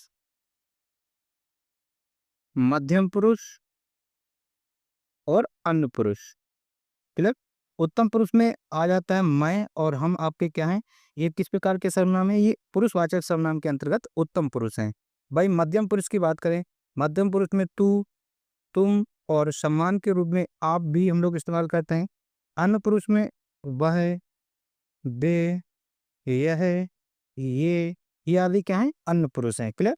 उत्तम पुरुष वो होता है जो वक्ता होता है ना, और मध्यम पुरुष वो होता है जो सुनता है, श्रोता होता है, और जिसकी बात करते हैं तीसरा व्यक्ति, वो आपके अन्य होते हैं। निश्चितवाचक सर्वनाम में वो सर्वनाम होते हैं जो किसी संज्ञा को निश्चित करते हैं या किसी वस्तु की ओर इशारा करके उनको निश्चितता उसकी दिखाते हैं। इसके अंतर्गत आता है यह, वह, ये आदि क्या है, आपके निश्चयवाचक सर्वनाम है। अनिश्चयवाचक में ये अनिश्चितता को व्यक्त करते हैं, पता ही नहीं चलता व्यक्ति कौन है। जैसे कि हम करें कोई आया, तो कोई आया, कोई कौन आया पता नहीं, बट कोई तो आया होगा। कोई की जगह हम लोग कोई संज्ञा शब्द बोले, यानी कि राम आया, यानी कि ये कोई आपका क्या है, कोई आपका यहाँ पर एक अनिश्चयवाचक सर्वनाम है। इसके अलावा किसी, किसी को बुला दो, है ना, और कुछ, ये आदि क्या है, ऐसे शब्द आपके क्या होते हैं, अनिश्चयवाचक सर्वनाम होते हैं जो वस्तु को निश्चित नहीं करते हैं। जैसे कि हम कहते हैं किसी को बुला दो, अब आप किसी के स्थान पर कोई अगर आप नाम बोल पा रहे हैं, तो इसका मतलब क्या है कि अनिश्चयवाचक हो जाएगा। जैसे कि किसी की जगह हम बोल दें राहुल को बुला दो, तो बोल पा रहे हैं ना, ठीक है, ऐसे करेंगे। प्रश्नवाचक में वो होते हैं जो प्रश्न करते हैं, क्या, कौन, कौन आ रहा है, राम आ रहा है, मोहन आ रहा है ना? इस तरह से यह कहते हैं प्रश्नवाचक। संबंधवाचक जो वो होते हैं सर्वनाम जो दो शब्दों के बीच संबंध बताते हैं, जैसे जो और सो हो गया आपका। निजवाचक वो सर्वनाम होते हैं जब कर्ता स्वयं वक्ता अपने लिए इस्तेमाल करता है, जैसे कि वो कहे स्वयं, अपने आप, या कभी कभी ये काम मैं आप कर लूंगा, ये भी देखने को मिलता है। ये सब क्या है, आपके सर्वनाम है। क्लियर? तो उत्तम पुरुष किसका अंतर्गत आएगा? ये आपका पुरुषवाचक के अंतर्गत आएगा। बढ़ते हैं नेक्स्ट प्रश्न की तरफ। अगला प्रश्न क्या कह रहा है कि शोला अपने आप अपने कपड़े स्वयं धोता है। तो स्वयं शब्द सर्वनाम का उचित भेद क्या है? स्वयं, अभी अभी मैंने बताया, स्वयं, अपने आप, ये क्या होते हैं? ये निजवाचक सर्वनाम होते हैं। बढ़ते हैं नेक्स्ट प्रश्न की तरफ। अगला प्रश्न कह रहा है कि कश्मीरी सेब सिंदूरी लाल होता है। यहाँ पर पूछा जा रहा है कि रेखांकित शब्द यानी कि सिंदूरी शब्द के बारे में पूछा जा रहा है। सिंदूरी शब्द यहाँ पर इस पर अंडरलाइन था, तो सिंदूरी शब्द आपका क्या है, ये यहाँ पर पूछा जा रहा है। सिंदूरी शब्द आपका प्रविशेषण है। क्लियर? क्या है यहाँ पर? प्रविशेषण है। क्यों? क्योंकि ये सिंदूरी लाल क्यों बता रहा है ना? प्रविशेषण वो होते हैं जो विशेषण की विशेषता बताते हैं। ठीक, विशेषण की विशेषता बताने वाले शब्द आपके प्रविशेषण होते हैं। विशेषण की विशेषता बताने वाले शब्द आपके प्रविशेषण होते हैं। जैसे कि अगर हम बात करें और एग्जाम्पल की, तो राधा अति सुंदर लड़की है। क्लियर? राधा अति सुंदर लड़की है। राधा कैसी लड़की है? सुंदर है। सुंदर भी, तो यहाँ पर सुंदर क्या हो गया? सुंदर आपका विशेषण हो गया। और कैसी सुंदर है? अति सुंदर है। तो ये सुंदर की विशेषता बता रहा है अति, तो अति आपका यहाँ पर प्रविशेषण हो गया। क्लियर? उम्मीद करता हूँ ये बात समझ में आएगी प्रविशेषण क्या होता है। तो ऑप्शन नंबर सी इसका राइट आंसर हो जाएगा। बढ़ते हैं नेक्स्ट प्रश्न की तरफ। अगला प्रश्न कह रहा है कि मूल अकर्मक धातुओं के साथ प्रत्यय जोड़कर बनाई गई क्रियाएं धातुएं क्या कहलाती हैं? यहाँ पर धातुएं होगा, धातुएं क्या कहलाती हैं? ऐसा ये कहना ये चाह रहा है कि कोई मूल अकर्मक धातुएं हैं या मूल अकर्मक क्रियाएं हैं, इनके साथ अगर हम कोई प्रत्यय जोड़ दें और प्रत्यय जोड़ने पर जो क्रियाएं बनती हैं उनको क्या कहते हैं, यहाँ पर पूछा है। जैसे कि हम अकर्मक क्रियाओं की बात करें, तो अकर्मक क्रिया में उठना आपका अकर्मक क्रिया है, रोना आपका अकर्मक क्रिया है, हंसना आपका अकर्मक क्रिया है, और आपका चलना आपका अकर्मक क्रिया है। अगर इसमें कोई हम प्रत्यय जोड़ दें, जैसे कि आना और बाना जोड़ दें, तो उठाना का हो जाएगा, मतलब उठना का हो जाएगा उठाना या उठवाना, है ना?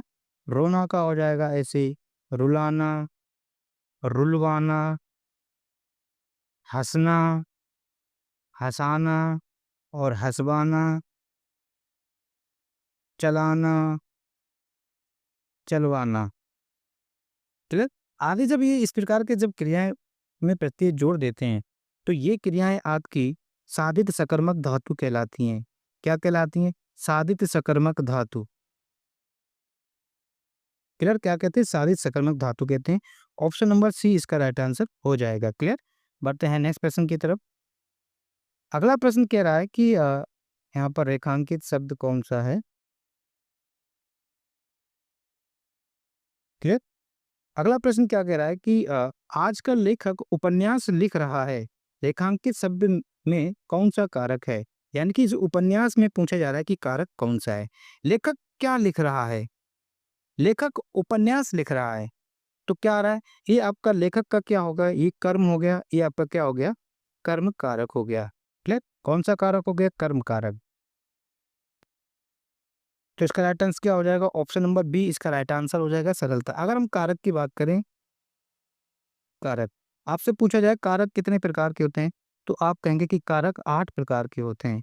कारक के कितने भेद होते हैं? 8 होते हैं, ये पूछा जाता है। जिसमें से आपका होता है कर्ता कारक।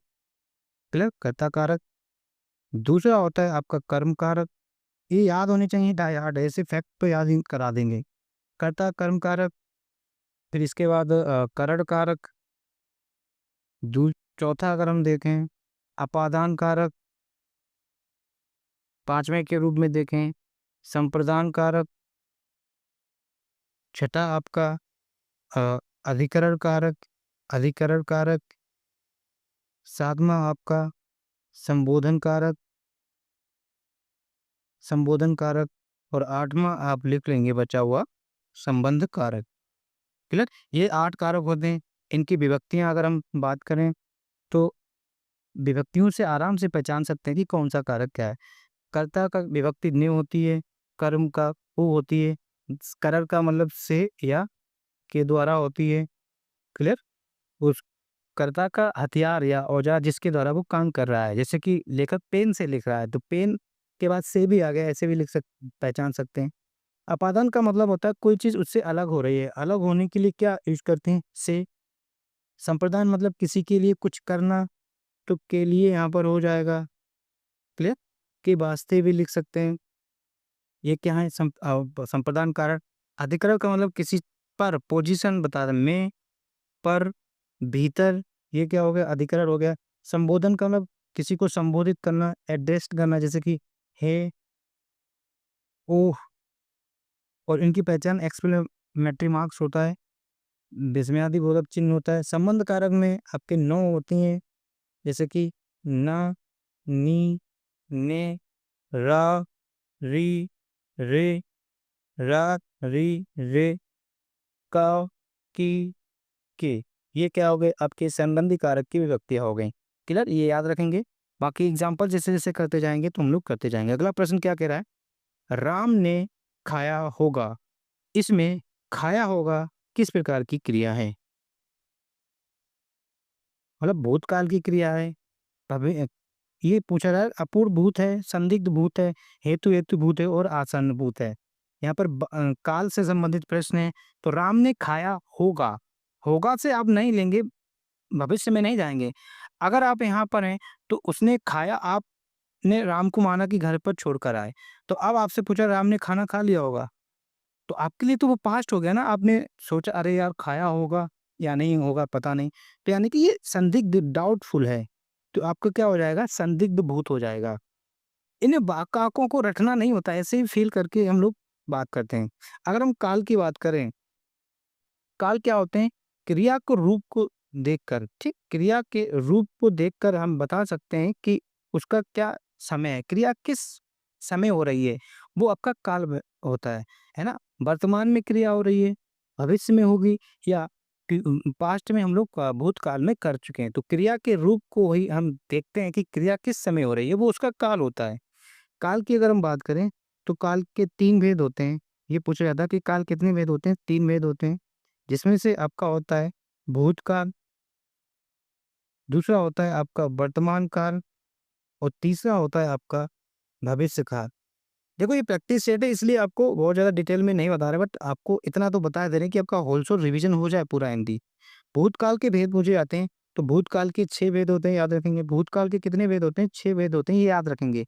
वर्तमान काल के 5 भेद होते हैं, क्लियर, ये भी याद रखेंगे। और वही भविष्य काल के 3 भेद होते हैं, याद रखेंगे, ये इंपॉर्टेंट है। आजकल ये टाइप से ही तो पूछे जा रहे हैं। तो भूतकाल कितने होते हैं भेद, 6 होते हैं, वर्तमान के 5 होते हैं, और भविष्य के 3 होते हैं। ये भूतकाल के 6 भेद कौन कौन से होते हैं, अगर हम इन पे जिक्र करें तो इसमें आपका होता है सामान्य भूत, ठीक, सामान्य भूतकाल की बात होती है। दूसरा होता है आपका आसन्न भूत, जो अभी-अभी आपने काम किया, आसन्न भूत। तीसरा होता है आपका पूर्व भूत, बहुत पहले ही काम कर चुके हैं। और चौथा होता है आपका अपूर्व भूत, यानी कि भूतकाल में कोई काम अभी पूरा नहीं हुआ, वो चल रहा होता है, पूर्व भूत। पांचवा आप लिख लेंगे संदिग्ध भूत, संदिग्ध भूतकाल। और छठे में आप लिख लेंगे हेतु हेतु मद खुद का, ठीक, हेतु हेतु मत भूतकाल। भाई अगर हम वर्तमान की बात करें, वर्तमान काल के 5 भेद होते हैं, जिसमें से आपका सामान्य वर्तमान, दूसरा अगर हम देखें तो आपका तात्कालिक वर्तमान, तात्कालिक, तात्कालिक का मतलब होता है अपूर्व वर्तमान, क्लियर, कभी कभी आपको तात्कालिक भी देखने को मिलेगा। तीसरा तीसरा की हम बात करें तो आपका पूर्व वर्तमान, पूर्व वर्तमान। चौथे के रूप में आप ले लेंगे आपका क्या, संदिग्ध वर्तमान, संदिग्ध वर्तमान। और छठा आपका हो जाएगा संभाव्य वर्तमान। क्लियर? संभाव्य वर्तमान। भविष्य के 3 होते हैं, ये पूछा जाता है। तो आपका एक होता है सामान्य भविष्यकाल, दूसरा होता है आपका संभाव्य भविष्यकाल और तीसरा होता है आपका हेतु मत भविष्यकाल। क्लियर? ये टाइप्स याद रखेंगे। पूछा जाता है कि इनमें से कौन सा भविष्यकाल का प्रकार नहीं है या भेद नहीं है, ऐसे भी पूछा जाता है। बाकी इनके एग्जाम्पल्स आएंगे भी तो बहुत सारे प्रैक्टिस सेट करेंगे, कर लेंगे। इतना ये पता होना चाहिए। क्लियर? बढ़ते हैं नेक्स्ट प्रश्न की तरफ। अगला प्रश्न क्या कह रहा है कि परिमाणवाचक क्रिया विशेषण वाला वाक्य चुनिए। परिमाण का मतलब क्या होता है? ऐसा क्रिया विशेषण बताना है जो क्रिया विशेषण वो होते हैं जो क्रिया की विशेषता बताते हैं और उनमें भी कौन सा परिमाण। परिमाण का मतलब होता है क्वांटिटी या मात्रा। तो देखते हैं कि किस वाक्य में मात्रा की बात की जा रही है। हमें बड़ों से आदर पूर्वक बात करनी चाहिए। यहाँ पर किसी क्वांटिटी की बात कर रहा है, नहीं हो रहा है, तो इसका मतलब ये आपका क्रिया विशेषण का परिमाणवाचक नहीं है। पानी कल से बरस रहा है, पानी कल से बरस रहा है, लेकिन कितना क्या बरस रहा है ये कोई क्वांटिटी नहीं बताइए। रात को कम खाना चाहिए, यहाँ पर देखो कम, कम का मतलब क्या है? मात्रा बता देना, कम, ज़्यादा, थोड़ा, ये सब क्या परिमाणवाचक क्रिया को बताते हैं। तो इसका राइट आंसर यही होना चाहिए। और आगे देखते हैं, चिड़िया को बाहर मारे जाने का डर है, यहाँ पर भी कोई क्वांटिटी नहीं बताया जा रहा, तो इसका राइट आंसर क्या हो जाएगा? ऑप्शन नंबर सी इसका राइट आंसर हो जाएगा। बाकी क्रिया विशेषण होता क्या है, यहाँ से और क्या प्रश्न पूछे जा सकते हैं। देखो अगर हम लोग आपसे बात करें तो एक शब्द होते हैं अभिकारी शब्द। क्लियर? अभिकारी शब्द को हम लोग अव्यय भी बोलते हैं। क्लियर? अभिकारी शब्द क्या होते हैं? ऐसे शब्द होते हैं जिनमें लिंग वचन और कारक के आधार पर कोई उनका विकार नहीं होता, वो एज इट इज बने रहते हैं, उनका रूप परिवर्तित नहीं होता। अब कम शब्द जैसे कि है, कम आपका क्या, आपका कम आपका अभिकारी शब्द है। क्या कम चाहे एक वचन हो, बहुवचन हो, कोई भी लिंग हो, तो कम हमेशा कम ही रहेगा, है ना? तो इसका रूप परिवर्तित नहीं होता है। ये बात समझ में आई? तो अभिकारी शब्द क्या होते हैं, समझ में आ गया। अभिकारी शब्द के भेद पूछे जाते हैं। अभिकारी शब्द के 4 भेद होते हैं। वो 4 भेद कौन-कौन से होते हैं, इस पे डिस्कस करें हम लोग। तो आपका होता है क्रिया विशेषण होता है। क्लियर? क्या होता है? क्रिया विशेषण होता है, संबंधवाचक होता है, संबंधवाचक होता है और आपका समुच्चयवाचक होता है, समुच्चयवाचक होता है और आपका विस्मयादिबोधक होता है। क्लियर? विस्मयादिवाचक। तो ये 4 आपके क्या होते हैं, इंपॉर्टेंट है, ये चारों ही आपके अभिकारी शब्द हैं। अब हम लोग बात करेंगे क्रिया विशेषण। क्रिया विशेषण, क्रिया विशेषण की बात करें तो क्रिया विशेषण वो अभिकारी शब्द होते हैं जो किसी क्रिया की विशेषता बताते हो। नाम ही आ रहा है क्रिया विशेषण, यानी कि क्रिया की विशेषता बताने वाले अभिकारी शब्द आपके क्रिया विशेषण होते हैं। ये बात समझ में आती है। क्लियर? इसके अलावा क्रिया विशेषण के भेद पूछे जाते हैं। क्रिया विशेषण के भेद पूछे जाते हैं, इंपॉर्टेंट है। क्रिया विशेषण के भेद को हम 3 आधारों पर बता सकते हैं। क्लियर? 3 आधारों पर इसके भेद बता सकते हैं, जिसमें से आपसे अगर पूछा जाए, ये पूछा जाए कि अर्थ की दृष्टि से। क्लियर? अर्थ की दृष्टि से क्रिया विशेषण कितने प्रकार के होते हैं, ये अगर आपसे पूछा जाए। प्रयोग की दृष्टि से क्रिया विशेषण, क्लियर, ऐसे भी पूछा जा सकता है। और आपका रूप की दृष्टि से क्रिया विशेषण पूछा जाए तो हम लोग डिस्कस करेंगे। अगर आपसे पूछा जाए अर्थ की दृष्टि से क्रिया विशेषण 5 प्रकार के होते हैं। कितने होते हैं? 5 भेद होते हैं। इंपॉर्टेंट पॉइंट है, यही इंपॉर्टेंट पॉइंट है। अर्थ की दृष्टि से क्रिया विशेषण 5 प्रकार के होते हैं या 5 भेद होते हैं, जिसमें से नंबर 1 अगर हम बात करें, स्थानवाचक क्रिया विशेषण। क्लियर? स्थानवाचक क्रिया विशेषण। दूसरा की अगर हम बात करें तो आपका होता है कालवाचक क्रिया विशेषण। काल यानी कि क्रिया विशेषण का वो समय बताता है, क्रिया किस टाइम हो रही है ना? तीसरे की अगर हम बात करें, रीतिवाचक। क्लियर? रीतिवाचक, रीति का मतलब है क्रिया किस तरीके से हो रही है, क्रिया का तरीका क्या है होने का, वो आपका रीतिवाचक होता है। चौथे की अगर हम बात करें, परिमाणवाचक। परिमाणवाचक क्रिया विशेषण, ऐसे क्रिया विशेषण जो क्रिया के परिमाण भी बताते हो, क्वांटिटी बताते हो, है ना? और पांचवा प्रकार आप यहाँ पर लिख लेंगे, पांचवा प्रकार गुणवाचक। क्रिया के गुण के बारे में बताते हो, क्रिया के कैसा गुण है, मीठा, स्वादिष्ट, ये सब क्या है, उनके गुण, उनकी क्वालिटी को बताता हो, तो वो आपके गुणवाचक क्रिया विशेषण होंगे। बाकी इनके एग्जाम्पल्स नहीं बताएंगे, एग्जाम्पल हम लोग करेंगे आगे जब मिलते जाएंगे, क्वेश्चन समझते चलेंगे। प्रयोग के आधार पर देखें तो इसके 3 भेद होते हैं। प्रयोग के आधार पर क्रिया विशेषण के 3 भेद होते हैं, इस बात को याद रखेंगे। इनमें से फर्स्ट वन इज साधारण क्रिया विशेषण। एक होता है आपका साधारण क्रिया विशेषण। दूसरे की अगर हम बात करें तो संयोजक क्रिया विशेषण, संयोजक क्रिया विशेषण। और तीसरे की अगर हम बात करें तो अनुबंध क्रिया विशेषण। क्लियर, याद रखेंगे भाई। रूप के आधार पर भी क्रिया विशेषण के 3 भेद होते हैं, जिनमें से आपका मूल क्रिया विशेषण। दूसरे की अगर हम बात करें तो मूल यानी कि यौगिक क्रिया विशेषण। और तीसरा आपका होता है स्थानीय क्रिया विशेषण। क्लियर, इंपॉर्टेंट टाइप्स हैं, ये याद रखेंगे। बाकी यहाँ पर परिमाण की बात कर रहा था, सी इज राइट आंसर। बढ़ते हैं नेक्स्ट प्रश्न की तरफ। अगला प्रश्न क्या कह रहा है कि निम्नलिखित में से तद्भव शब्द का कौन सा है, कौन सा शब्द तद्भव है। बाकी दोस्तों आतुर, अतिथि और अजीर, ये तीनों ही शब्द आपके तत्सम है। क्लियर, क्या शब्द है ये तीनों ही तत्सम शब्द हैं, इस बात को याद रखेंगे। ये तीनों ही अपने आप में तत्सम शब्द हैं। अटल आपका तद्भव शब्द है, अटल आपका क्या है, तद्भव शब्द है। क्लियर, याद रखेंगे, इंपॉर्टेंट है। अब आतुर का मतलब क्या होता है, यहाँ पर जो शब्द लिखा है आतुर, आतुर का तद्भव होता है आधीन। ठीक है, आधीन नहीं, सॉरी, आधीर होगा। आतुर का मतलब होता है आधीर, या इसका मतलब होता है एकदम उतावला, है ना, बड़ा उतावले हो रहे, बड़ा आतुर हो रहे, इस बात को याद रखेंगे भाई। अगर हम अजीर की बात करें, अजीर का होता है आप आंगन। क्लियर, ये भी याद रखेंगे। बढ़ते हैं नेक्स्ट प्रश्न की तरफ। अगला प्रश्न क्या कह रहा है कि निम्न में से कौन सा अज्ञानी का पर्यायवाची नहीं है। देखो अज्ञानी का मतलब होता है जिसे किसी चीज की अज्ञानी ना हो, जानकारी ना हो, वो आपका अज्ञानी हो गया। आपका अज्ञ, अज्ञ का मतलब होता है अज्ञान या अनजान। ऐसे ही आपका अनभिज्ञ, ये इनके पर्यायवाची हैं। मूढ़ इनका पर्यायवाची है। मूर्ख, ये सब क्या है, एक दूसरे के पर्यायवाची हैं। जबकि हम भिज्ञ की बात करें, भिज्ञ का मतलब होता है, भिज्ञ का मतलब होता है किसी चीज का जानकार। तो इसका पर्यायवाची होता है प्राज्ञ और आपका विज्ञ। प्राज्ञ और विज्ञ ये सब क्या है, इनका मतलब होता है जानने वाला, जानकार। तो अज्ञ और विज्ञ क्या है, अज्ञ का मतलब है ना जानने वाला, ये तो इसका पर्यायवाची हो गया। मूर्ख भी इसका पर्यायवाची हो गया, अभिनय भी इसका पर्यायवाची हो गया।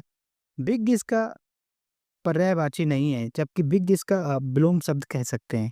बढ़े नेक्स्ट प्रश्न की तरफ। अगला प्रश्न कह रहा है कि उथला शब्द का विलोम शब्द क्या है। यहाँ पर उथला का विलोम शब्द पूछा है। क्लियर, उथला का क्या पूछा है, विलोम। उथला का मतलब होता है कोई चीज उठी हुई है ना, उथला हुआ है, तो इसका क्या हो जाएगा, नीचे, मतलब उथला, और नीचे का हो जाएगा इसका गहरा। क्लियर, गहरा हो जाएगा, तो इसका राइट आंसर क्या हो जाएगा, गहरा इज राइट आंसर।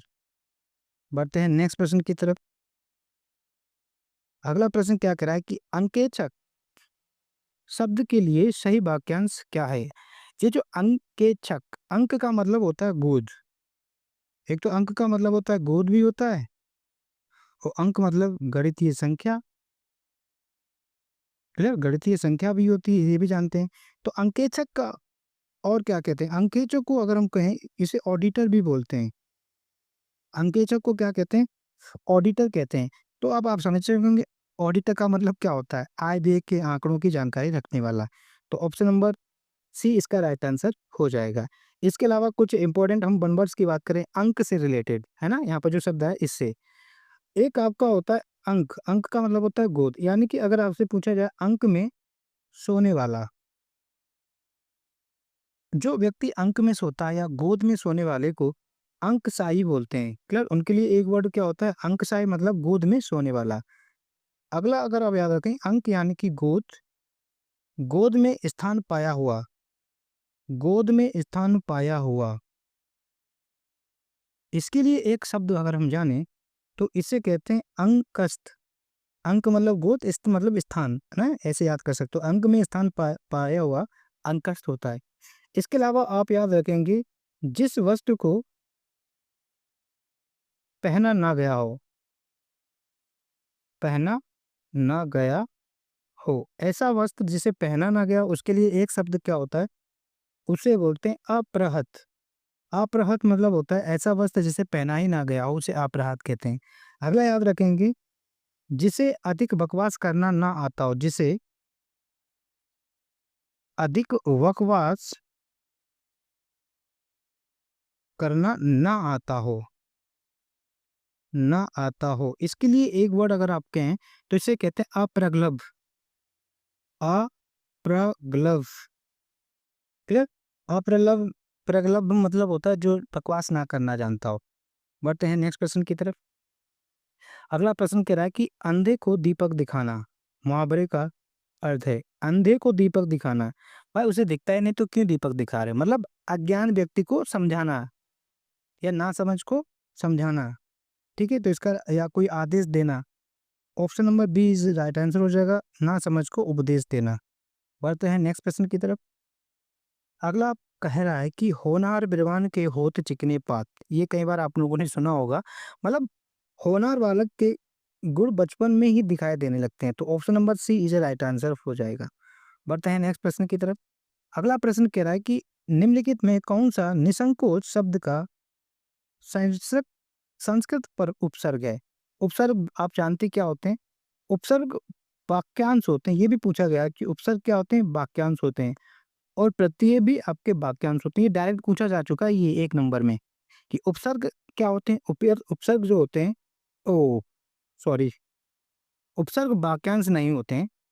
उपसर्ग जो होते हैं आपके शब्दांश होते हैं। ये शब्दों के अंश ही तो होते हैं, क्लियर? शब्दांश होते हैं।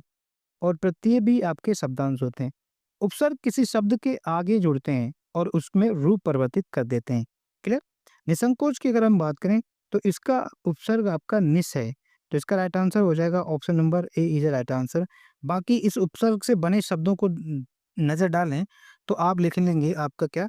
निसंदेह, निसंकोच हो गया आपका, एक आपका निसंदेह, निसंदेह में निस है। इसके अलावा आप याद रखेंगे निस्तेज, निस्तेज में निस है। और आपका निसंबल,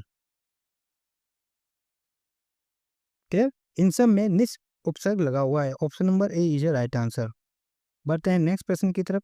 अगला प्रश्न क्या कह रहा है कि दो वर्णों के मेल से होने वाले विकार या परिवर्तन को क्या कहते हैं? दो वर्णों के मेल से होने वाले विकार या परिवर्तन को हम लोग संधि कहते हैं, क्लियर? संधि का मतलब होता है दो वर्णों का मिलना, तो इसका राइट आंसर हो जाएगा option number A is right answer. संधि कितने प्रकार की होती है ये पूछा जाए तो संधि 3 प्रकार की होती हैं। कौन-कौन सी होती हैं? इनमें से अगर हम लोग डिस्कस करें तो आपकी स्वर संधि,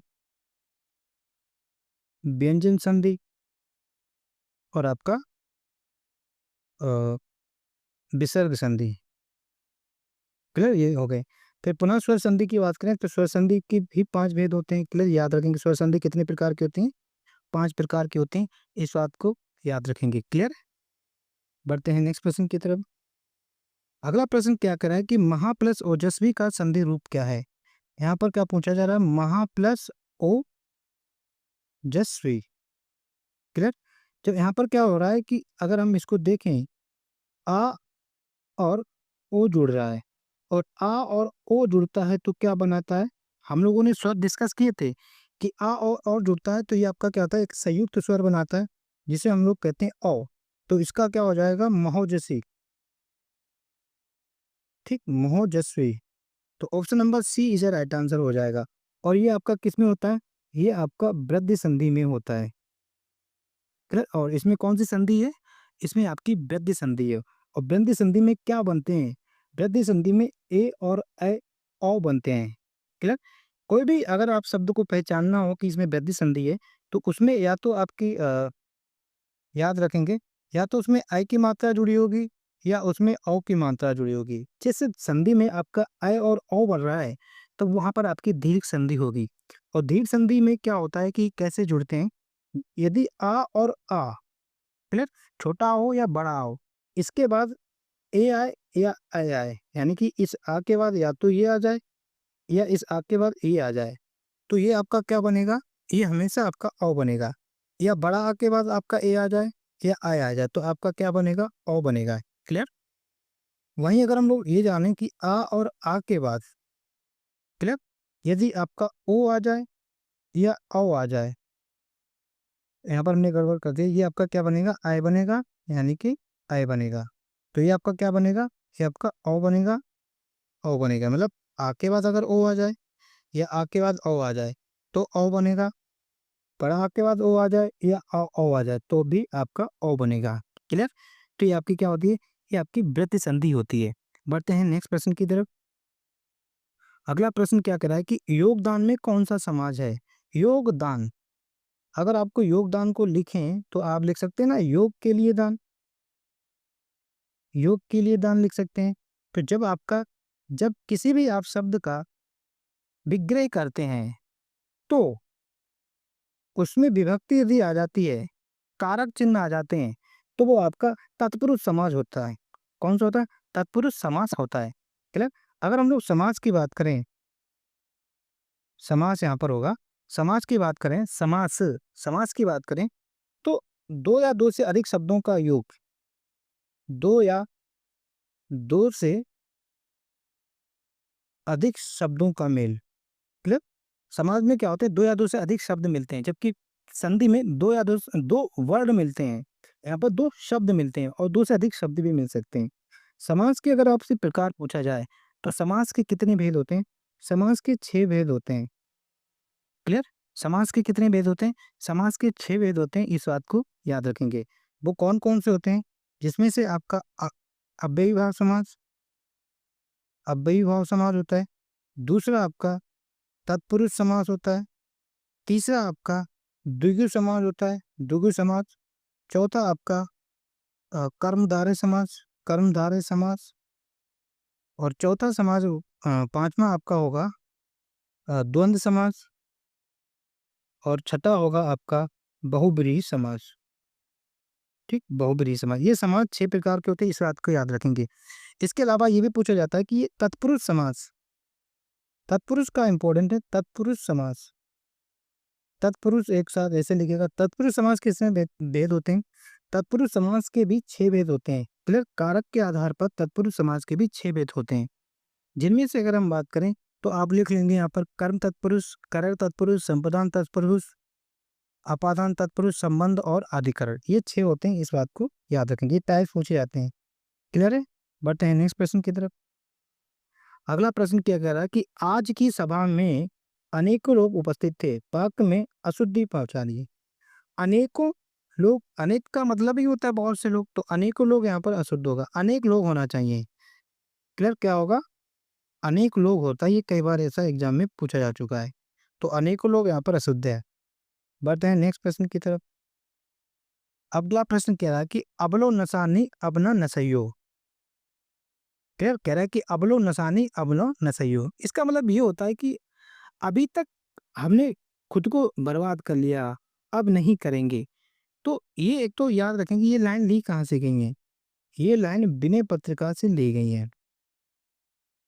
क्लियर। और विनय पत्रिका किनकी रचना है, ये आपकी तुलसीदास जी की रचना है, तुलसीदास, याद रखेंगे। इसमें आपका कौन सा रस है, इसमें आपका ये शांत पड़ जाता है, शांत रस है। और शांत रस का स्थायी भाव पूछा जाए तो आप क्या बताएंगे, शांत रस का स्थायी भाव निर्वेद होता है, इस बात को याद रखेंगे। अगर हम लोग रस की बात करें, रस के कितने अंग होते हैं ये पूछा जाता है, तो रस के 4 अंग होते हैं। क्लियर। रस के कितने अंग होते हैं, रस के 4 अंग होते हैं। इसकी अगर हम लोग चर्चा करें तो आपका स्थायी भाव, स्थायी भाव, स्थायी भाव प्रधान भाव होता है, यही आपको रस तक पहुंचाता है। क्लियर। स्थायी भाव। दूसरा आपका होता है विभाव। विभाव के 2 होते हैं, आलंबन और उद्दीपन। विभाव भी 2 उपभागों में बटा है, जिसमें से होता है आपका आलंबन और उद्दीपन। इसके बाद हम बात करें अनुभाव। अनुभाव आपका रस का एक प्रकार है, ये याद रखेंगे। ये टाइप्स 4 हो, इनकी संख्या 8 होती है।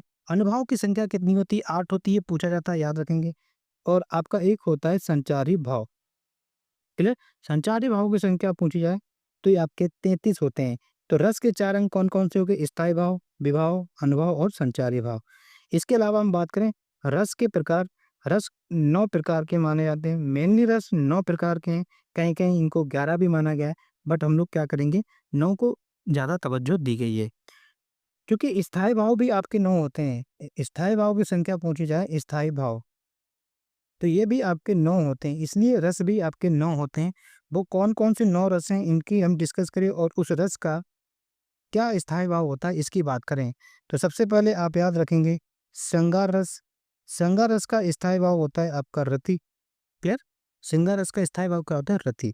इसके बाद हम बात करेंगे करुर रस। करुर रस का स्थायी भाव होता है शोक। रौद्र रस, रौद्र का स्थायी भाव होता है आपका क्रोध। अगला अगर हम बात करें अद्भुत, अद्भुत रस का होता है आश्चर्य। आश्चर्य। शांत रस का होता है निर्वेद। शांत रस का होता है निर्वेद, ये पूछे जाते हैं, याद रखेंगे। इसके अलावा हास्य रस, हास्य रस का होता है हास्य। वीर रस का होता है उत्साह। और आपका भयानक, भयानक का होता है भय।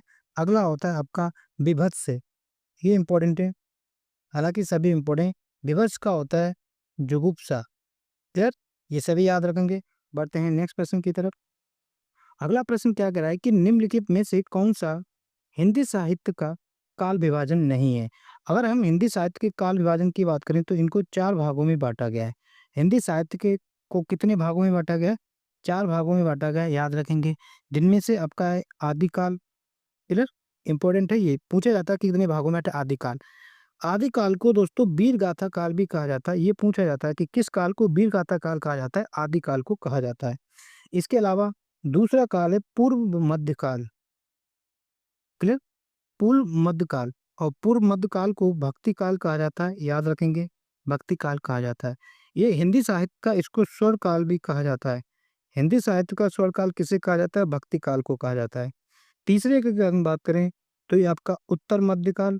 उत्तर मध्यकाल, उत्तर मध्यकाल को हम लोग रीतिकाल कहा जाता है, ये भी इंपॉर्टेंट है, रीतिकाल। और चौथा काल है आपका आधुनिक काल। क्लियर? आधुनिक काल, जिसे हम लोग गद्य काल भी कहते हैं। क्लियर? याद रखेंगे, ये पॉइंट था। तो आपका क्या होता है? आधुनिक काल भी होता है, भक्ति काल भी होता है, रीति काल भी होता है। संयुक्त कोई काल नहीं होता है हिंदी साहित्य का। तो option number D is a right answer. बढ़ते हैं नेक्स्ट प्रश्न की तरफ। अगला प्रश्न क्या कह रहा है कि निम्नलिखित में से कौन सी रचना नागार्जुन की नहीं है? नागार्जुन की पूछा जा रहा है। तो दादा कॉमरेड नागार्जुन की रचना नहीं है। तो दादा अर्जुन है किसकी? दादा कॉमरेड, सॉरी दादा अर्जुन नहीं, दादा कॉमरेड यशपाल की रचना है। बाकी ये तीनों ही रचना नागार्जुन की रचनाएं हैं।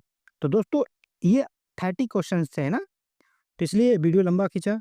और उम्मीद करता हूँ सेशन आपको हिंदी में भी समझ में आएगा। इस तरह से पढ़ेंगे आप, नौकरी को तैयारी करनी लेनी है तो इस तरह से तो